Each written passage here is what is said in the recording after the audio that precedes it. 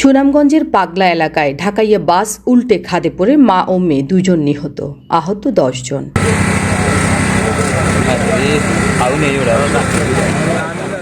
সুনামগঞ্জ সিলেট আঞ্চলিক মহাসড়কের পাগলা বাজার এলাকায় বাস উল্টে খাদে পড়ে মা ও মেয়ে সহ 2 জন নিহত হয়েছে এবং আরও 10 জন আহত হয়েছেন।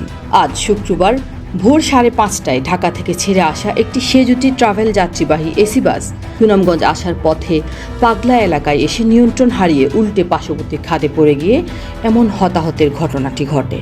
এ সময় ঘটনাস্থলে মা মেয়ে সহ 2 জন নিহত হয় এবং আরও 10 জন আহত হন।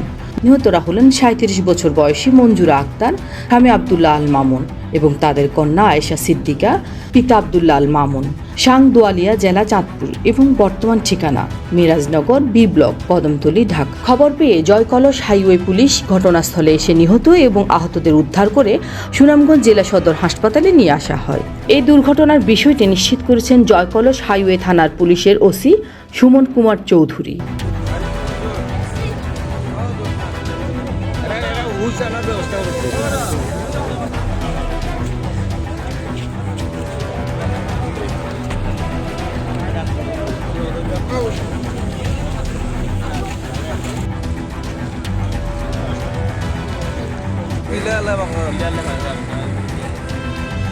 তথ্যচিত্রে কুলেন্দু শেখর দাস, চ্যানেল HD24, সুনামগঞ্জ।